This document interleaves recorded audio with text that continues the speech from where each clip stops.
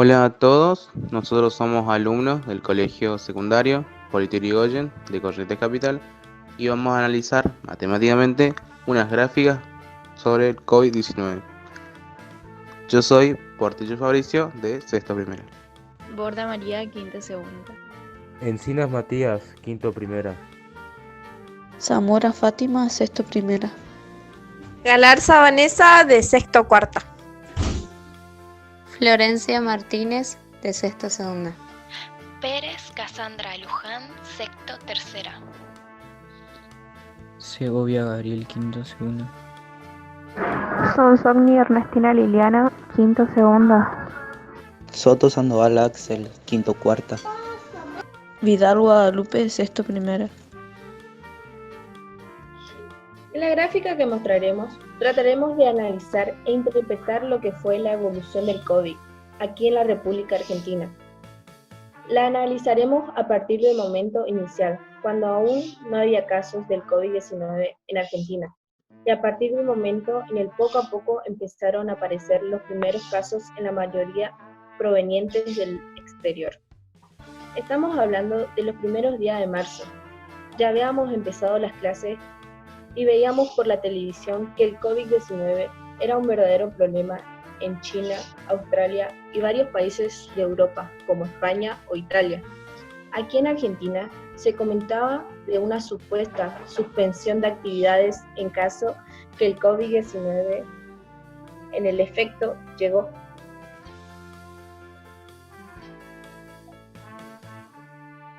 Analizamos la primera gráfica, la evolución del COVID-19. En esta curva vemos que intervienen dos variables. La variable del tiempo, que es una variable independiente, ya que el tiempo corre y lo hace independientemente de cualquier fenómeno que ocurra en la naturaleza o en la vida diaria de las personas. Es decir, si hoy, por ejemplo, es 1 de julio, por más que llueva, caiga terremoto o ocurra cualquier otro fenómeno, no vamos a poder impedir que mañana 2 de julio, por hechos independientes. Esta variable la ubicamos en el eje X. El eje horizontal en el que se observa la fecha del 10 de marzo al 7 de abril, este rango de fecha que va del 10 de marzo al 7 de abril es lo que en matemáticas se dice que es el dominio de la función, porque estamos analizando qué ocurrió con el COVID-19 en este intervalo de tiempo en particular.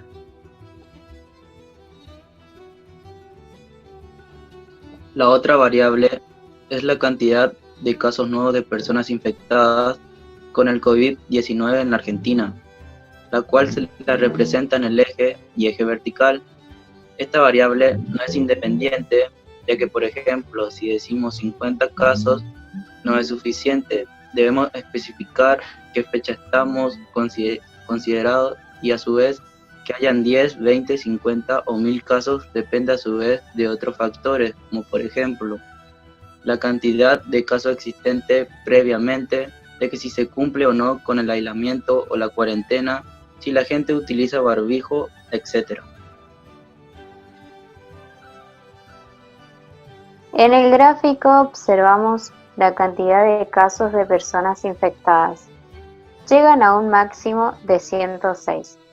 En matemáticas a esto se lo conoce como máximo absoluto, porque es el mayor valor que toma la función y esto ocurre el 3 del 4, o sea el 4 de abril. Si la gráfica empezó a estudiarse a partir del momento inicial, habían 0 casos y se llegó a un valor máximo de 106. Podemos decir que todos los valores están comprendidos entre 0 y 106. En matemáticas diríamos que el intervalo que va de 0 a 106 es imagen de la función. Todos los casos de COVID-19 se conocieron hasta el 7 de abril. Están comprendidos dentro del rango 0 y 106.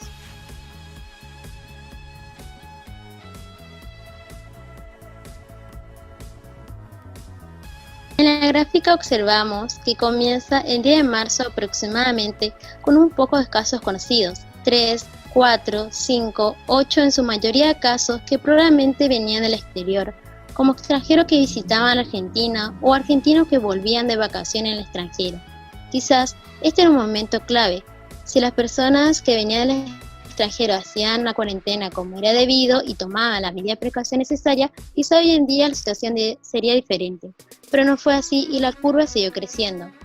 El COVID-19 es un virus altamente contagioso y si no tomaban las medidas de precaución necesarias, la cantidad de casos se multiplican rápidamente y se observa en la gráfica que crece de golpe entre el 18 de marzo y el 27 de marzo. En este breve lapso de tiempo de 9 días, la gráfica pasa a tener 14 casos aproximadamente, llegando a un máximo relativo de 102 casos. Se llama máximo relativo porque a partir de llegar a ese pico de 102, la gráfica empieza a bajar. Aquí podemos suponer que la sociedad argentina empezó a tomar conciencia de esta grave situación y empezaron a tomar mayores medidas de precaución. Para esta fecha ya se habían suspendido las clases. Esto último probablemente ayudó a que la gráfica empezara a bajar de los 102 casos hasta llegar a un mínimo relativo de 77 casos. Sin embargo, los casos se siguieron multiplicando en aquellos sectores que no cumplían con esta cuarentena y la curva volvió a subir, llegando a un pico máximo de 106 casos.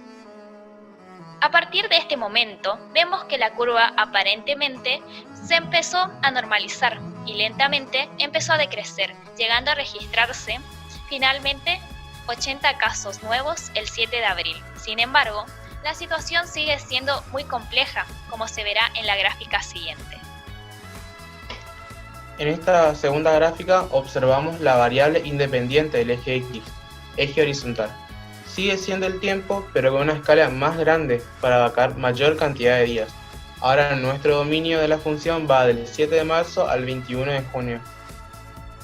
La otra variable es la cantidad de casos nuevos de personas infectadas con el COVID-19, pero solamente en un barrio de Cava, ciudad autónoma de Buenos Aires, que es una de las regiones que menos ha respetado la cuarentena en toda la República Argentina.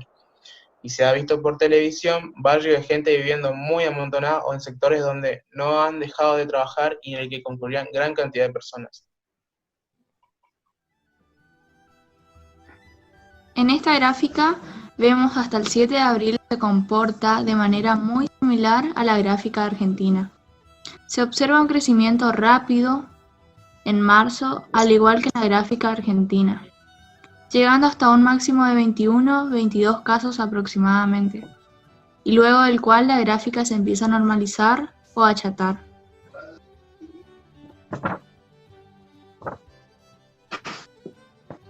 Sin embargo, aunque sea lentamente, la gráfica siguió creciendo y siguieron apareciendo nuevos casos de COVID-19, hasta que aproximadamente un 6-5 de junio la situación se volvió a descontrolar y la gráfica volvió a tener un crecimiento esta vez mucho más abrupto que el anterior.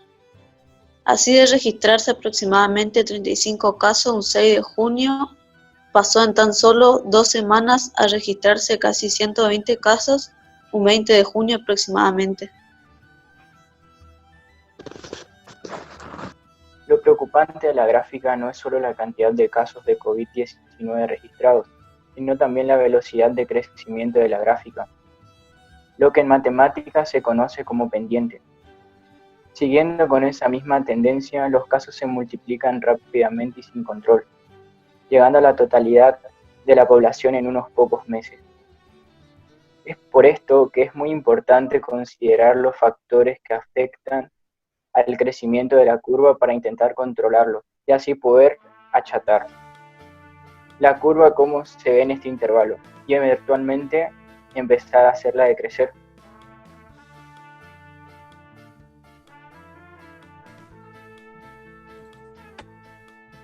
Factores que afectan el crecimiento de la curva. Cantidad de casos registrados de COVID-19 hasta el día de la fecha. Mientras más casos haya, más posibilidades de contagio hay y más posibilidades de que aparezcan nuevos casos.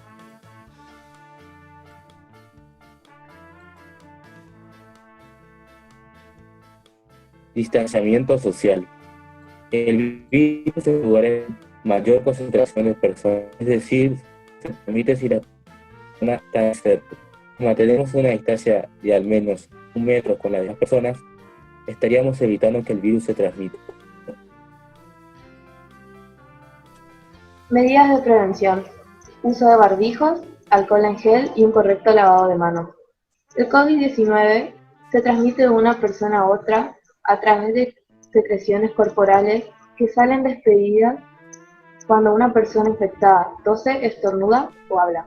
Pero también se transmite por contacto con manos, superficies u objetos contaminados. Con el alcohol en gel y lavándonos las manos constantemente, ayudamos a eliminar el virus. Si bien es cierto que la cantidad de afectados hasta el día de hoy es algo que ya no podemos cambiar, los otros factores dependen de nosotros.